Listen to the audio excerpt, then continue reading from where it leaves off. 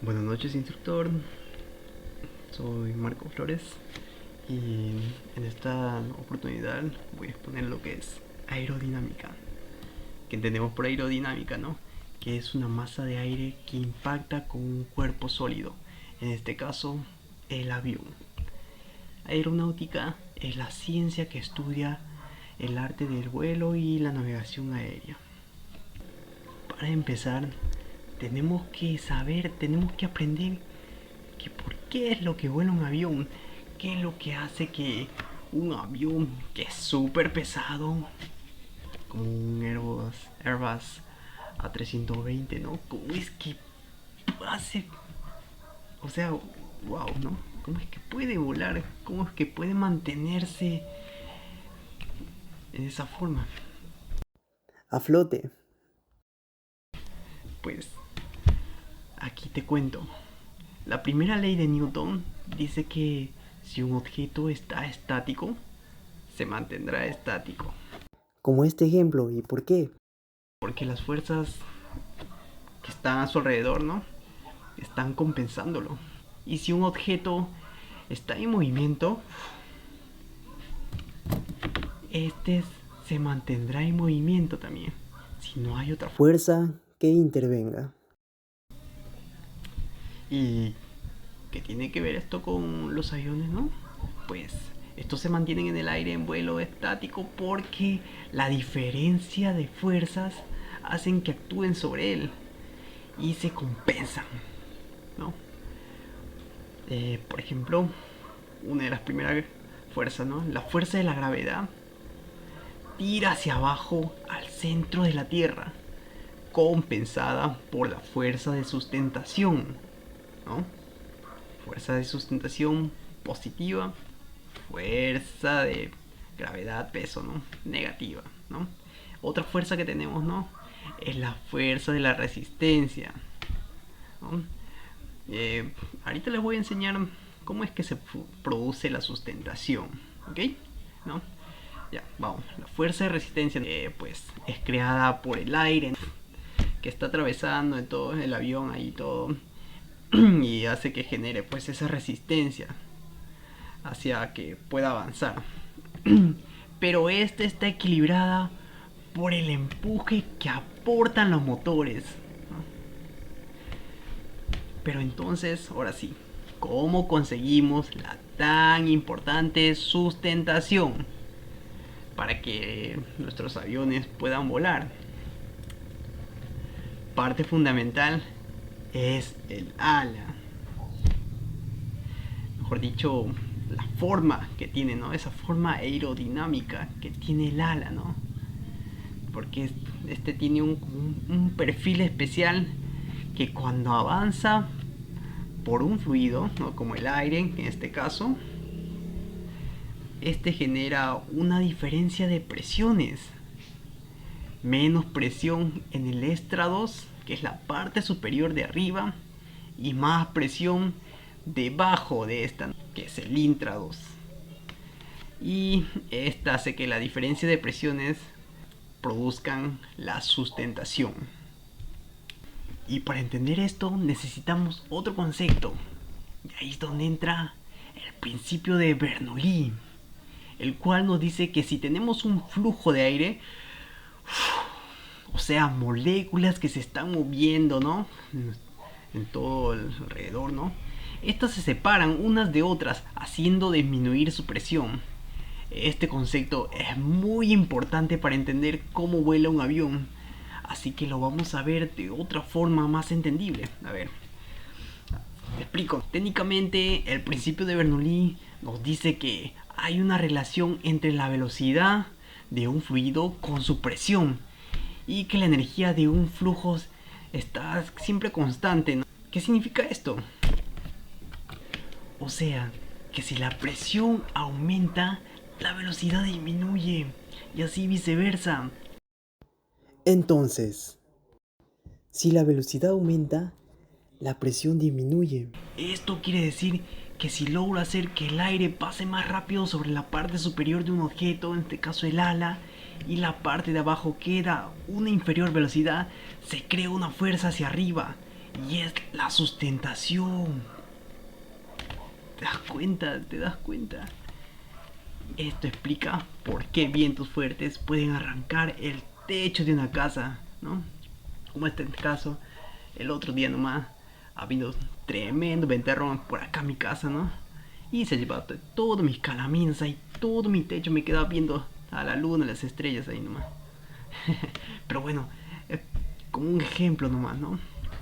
Para que más o menos puedan entender. Para que entienda un niño, podríamos mostrarlo de esta forma, ¿no? Haciendo tipo un experimento con una tira de papel, ¿no? Ya que si soplamos hacia arriba,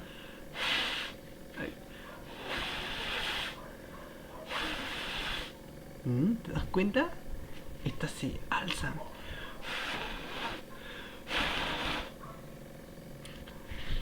Esto se debe a que estás acelerando el flujo de aire por encima de este objeto, creando una fuerza para levantarlo. Y así de esta misma forma es lo que quiero dar a entender con el perfil alar, ya que en el perfil alar, por su forma especial, esa forma aerodinámica, el aire en su parte superior, el estrados, ¿no?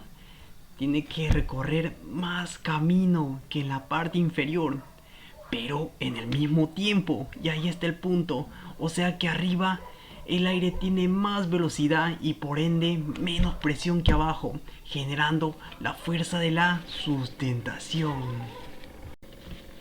Y como dije al principio, siempre necesita esa fuerza de empuje que nos den los motores para poder generar esa velocidad necesaria para que el flujo sea lo suficientemente rápido y así producir esa sustentación.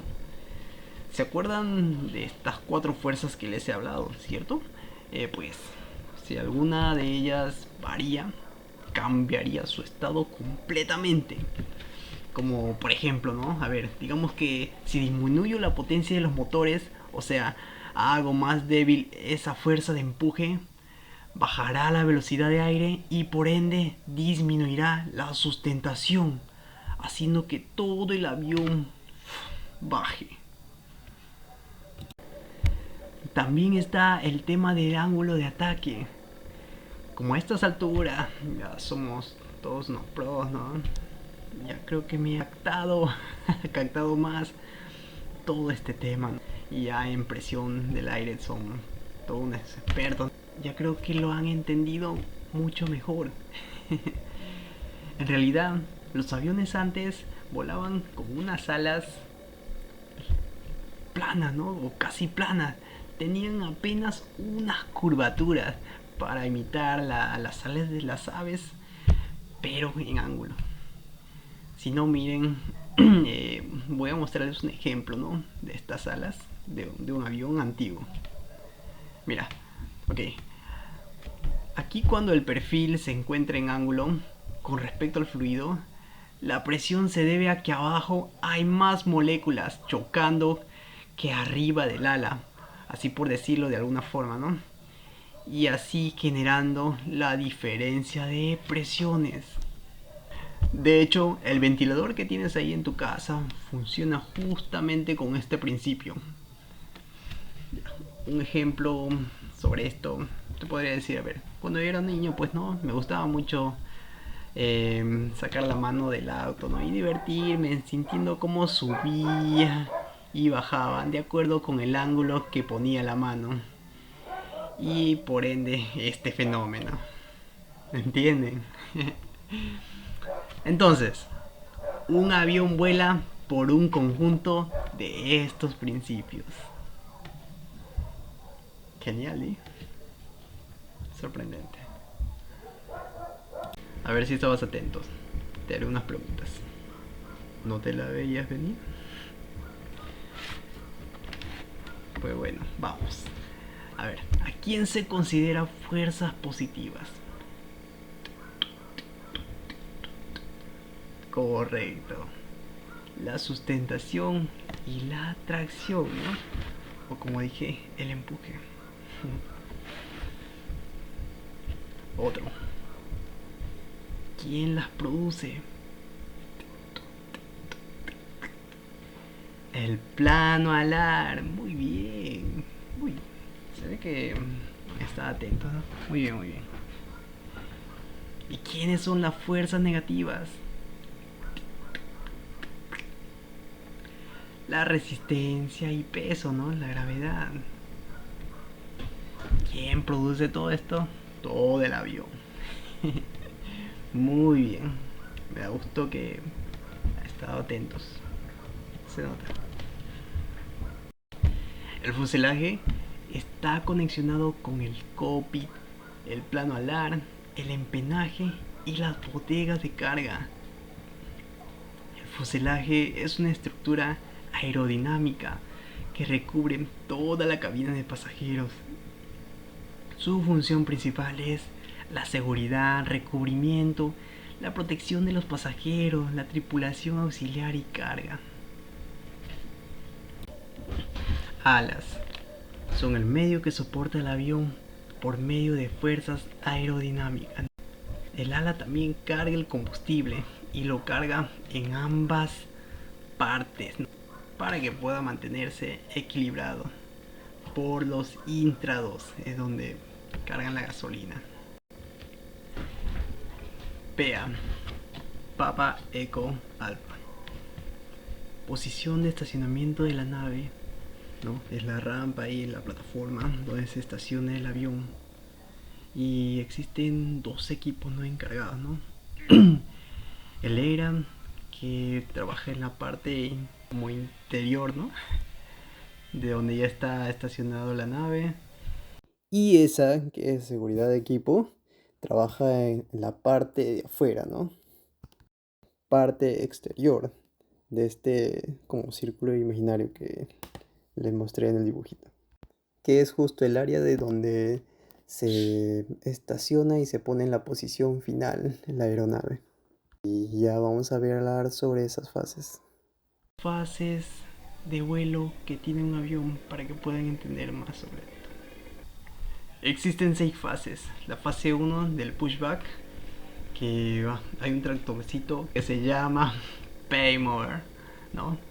Y que justamente este hace el primer movimiento, ¿no? Que se llama pushback, ¿no? Que es un tractorcito que lleva de reversa al avión hacia las calles de rodaje.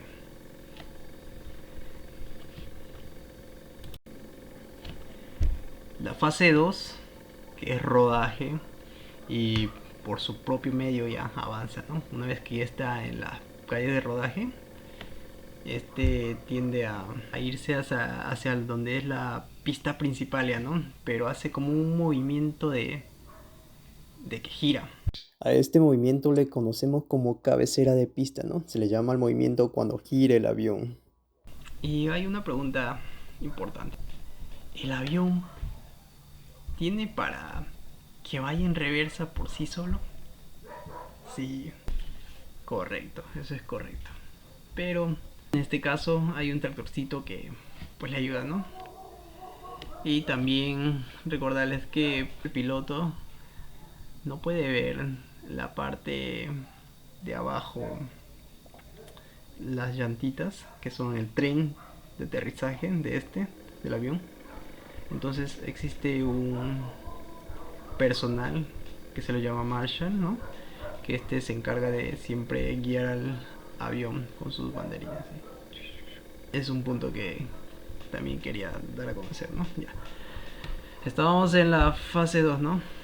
Rodaje, que es por su propio medio que avanza, que es donde da la curvatura hacia la pista principal, ¿no? Que este es donde un avión ya aterriza o despega. Luego viene la fase 3, que es despegue y ascenso, ya es cuando ya el avión está preparado, ¿no? Y la torre de control le avisa que ya todo en orden y entonces puede iniciar, ¿no? De ahí donde ya los motores empiezan a darse más impulsos y empieza.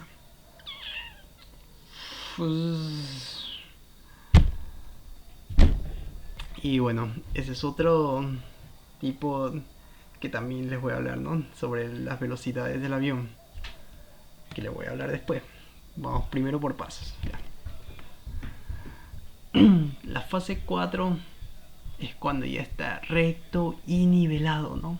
En este caso, se encuentra en vuelo de crucero ya el avión, ¿no? Es cuando alguna vez, cuando han viajado, el piloto dice, pues, tripulación 10.000 pies.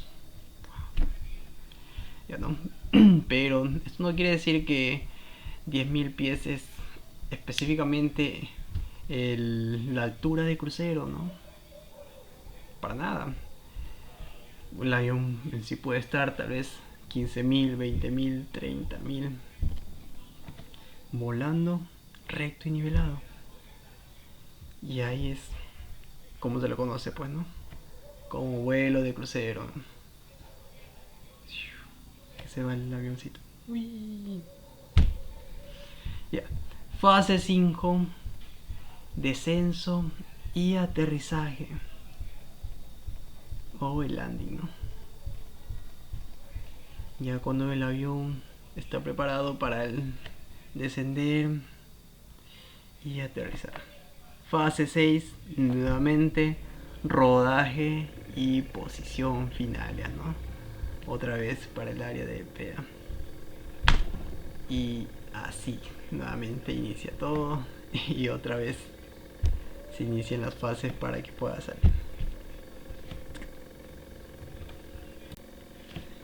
Ahora vamos con los motores o turbina. Empecemos con el APU, Alpha Papa Uniform, que es el Auxiliary Power Unit, ¿no? Que este es una turbina auxiliar que suministra energía eléctrica, neumática y aire acondicionado a los aviones en tierra. Una de sus funciones principales es prender el motor. Ténganlo siempre, ¿no? Existen dos tipos de motor que tenemos. El motor a reacción, que es lo que mayormente los motores, los aviones comerciales, ¿no? Los aviones grandes. Y el motor turbohélice, que mayormente lo vemos en los aviones más pequeños. Ahora hablemos sobre el tren de aterrizaje y los frenos, ¿no? Su función principal, bueno, es la de amortizar la toma de tierra. Existen dos tipos, retráctil y fijo, ¿no? El tren de aterrizaje es lo que llamamos pues, o lo que vemos, las llantitas del avión, ¿no?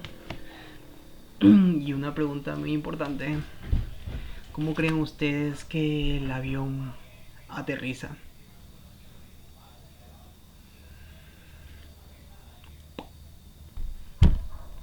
Pues no, su tren principal es la parte de atrás.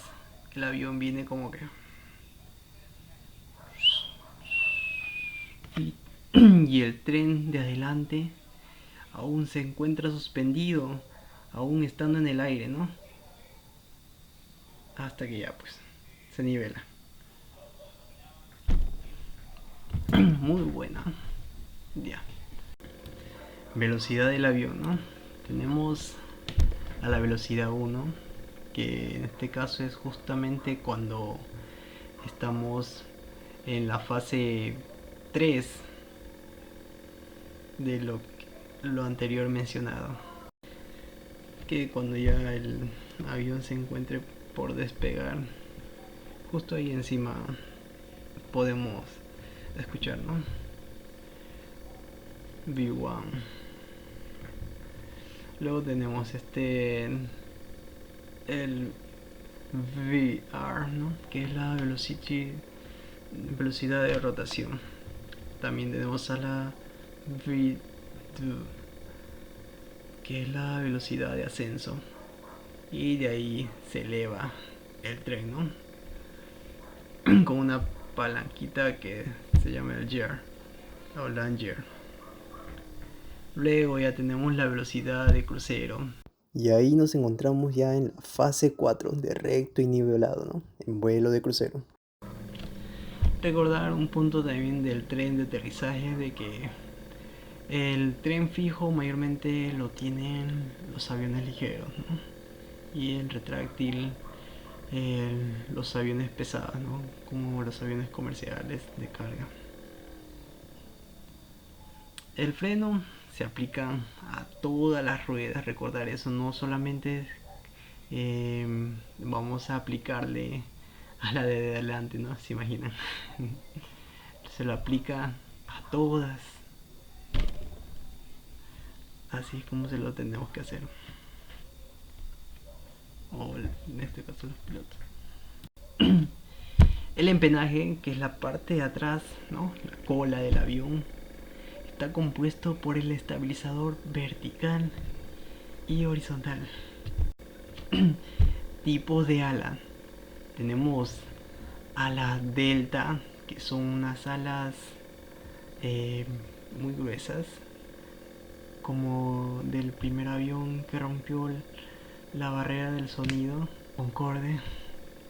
Tenemos también a un semidelta, que en este caso son las alas como tienen los aviones comerciales, ¿no? Que son de monoplano, que solamente tiene un plano alar. Y tenemos a la recta, ¿no? Es un avión, perdón, es una ala que literal es recta, ¿no? Componentes del avión, ¿no? Ya mayormente tenemos entendido cuáles son esos componentes, ¿no? El ala, o mejor dicho, esto nos ayudaría a poder nosotros saber qué tipo de avión, ¿no? Poder identificar más rápido, ¿no? Sobre con qué avión tal vez estamos yendo, ¿no? Ya. Y lo vemos primero con la ubicación de ala, la cantidad, el tipo de ala, tipo de tren, y si el tren es retráctil o fijo, cuántos motores trae y qué tipo de motor tiene, ¿no? Y como ya sabemos, en la ubicación de ala se encuentra el área baja, alta y media del avión. La cantidad, pues, si tiene solamente un plano alar, es monoplano. Si tiene dos, es biplano. Y si tiene más, pues ya es multiplano. El tipo de ala, tenemos al delta, que le dije no, como el Concorde, así grueso. Semidelta, como los aviones comerciales, y recta. El tipo de tren, tenemos en triciclo o patín. El tren es retráctil o fijo, ¿no? Como ya les dije, retráctil en caso de aviones pesados como los comerciales o de carga, fijo en los más livianos. ¿Cuántos motores? Puede ser monomotor, puede ser bimotor o multimotor, ¿no? Tipo de motor. A reacción y turbohélice. Teoría del vuelo, ¿no?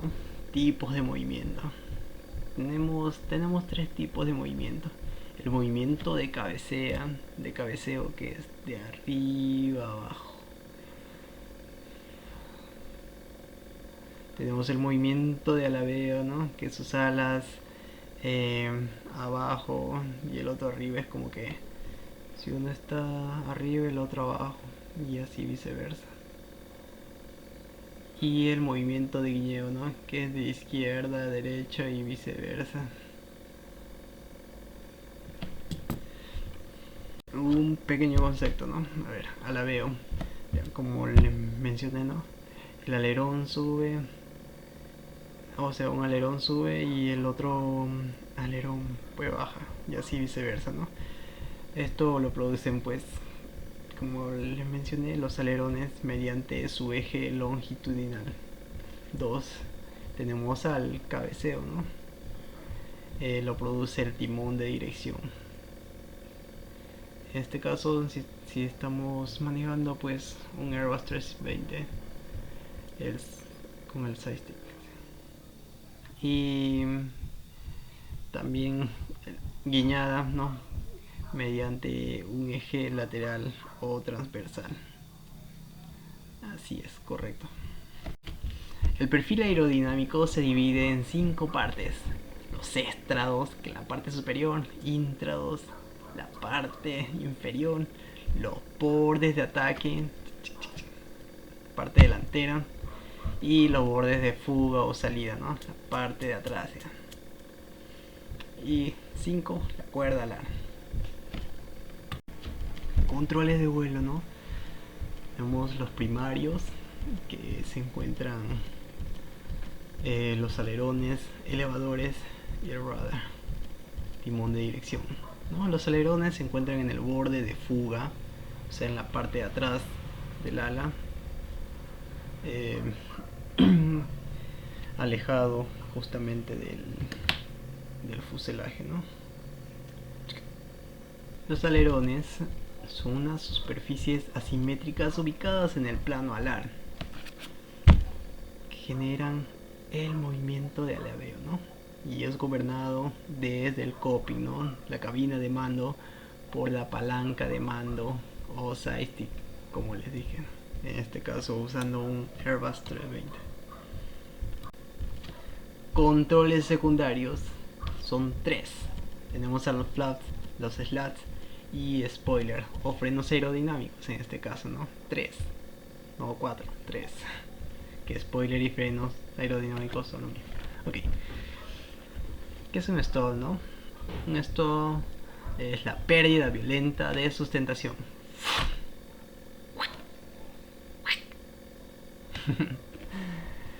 Los flats. A ver. Los flats se utilizan mayormente en baja altura y poca velocidad, ¿no? ¿Cuándo creen ustedes que se puede usar? Mayormente podría ser, si estamos hablando de baja altura y poca velocidad, ya en el momento de aterrizar, ¿no? Este es un componente secundario ubicado cerca al borde de fuga, cerca al fuselaje. Los slats solo lo tienen las aeronaves pesadas, se encuentran en el borde de ataque. Eso tengámoslo en nuestra mente, ¿no? Solo tienen las aeronaves pesadas, como los aviones de los aviones comerciales, ¿no? De carga, pesados, no ligeros. Y tienen la misma finalidad justamente que los flaps, ¿no? Se utiliza en vuelos de baja altura y poca velocidad. Y los spoilers o frenos aerodinámicos, como lo quieran decir ahí, se encuentran en el borde de fuga de las alas, abajo, en los intrados, ¿no? Se activa cuando el tren de nariz ya tocó pista, ¿no? Supongamos un ejemplo, ¿no? El avión está aterrizando, esta es la pista de aterrizaje, y como ya les dije, no aterriza de esta forma, no. El avión aterriza con su tren principal, que es la parte de atrás, pues, ¿no? Y aún el tren de aterrizaje de adelante no topa. Entonces, cuando yo les dije que es preciso justamente activar estos spoilers, ¿no? Estos frenos, cuando estoy por aterrizar ahí, o como, pues la respuesta es simple, ¿no? Cuando ya el avión está aterrizando y el tren de aterrizaje adelante ya tocó pista, entonces ese es el preciso momento de que ya podemos activar los frenos. Y como les dije, todos a la vez. ¿Entendido? Muy bien. Y por último, los controles suplementarios, ¿no? Tenemos ahí las aletas compensadores, ¿no? Que se lo conoce también como trim. Los trim se encuentran dentro ahí del timón de profundidad y dirección. Así es. Dentro de ello también tenemos que saber los conocimientos generales de instrumento de vuelo, ¿no? Por ejemplo, tenemos el reloj, que es para verificar la hora Zulu. Recordemos que en Perú es -5, ¿no?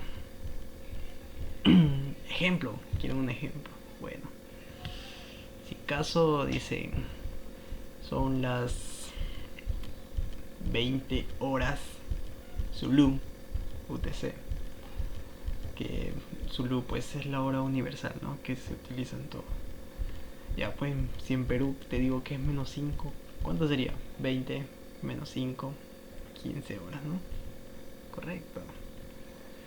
O sea que 15 son las 3 de la tarde. Muy bien. Entendido eso, pasamos al siguiente. Velocímetro. El velocímetro indica la velocidad en nuda, millas náuticas, ¿no? Solo puede hacer la medida en velocidad horizontal, o sea, así, en tierra y se ve en crucero. Bariómetro o CLIM, instrumento que mide la velocidad vertical. Compás magnético, ¿no? Indica la dirección del vuelo. Comúnmente lo llaman brújula, porque es parecido, pero no es una brújula. Pero es con otra estructura, ¿no? Una brújula como que con otra estructura. Tenemos también al altímetro. Este indica la altura, lo cual el avión se encuentra volando con respecto al nivel del mar, ¿no? Esto se mide por pies de altura. Sirve pues o es utilizado, como le digo, sobre la medición del mar en un punto fijo. Por último tenemos al horizonte artificial, ¿no? Que está dentro de nuestro six pack, llamado también un indicador de actitud, ¿no? Que consiste en una barra que representa la línea del horizonte y que se mantiene siempre en posición horizontal por la acción de un giroscopio accionado por aire o electricidad. Bueno, eso es todo, instructor. Muchas gracias, que tenga una linda noche y mañana un bendecido día. Muchísimas gracias.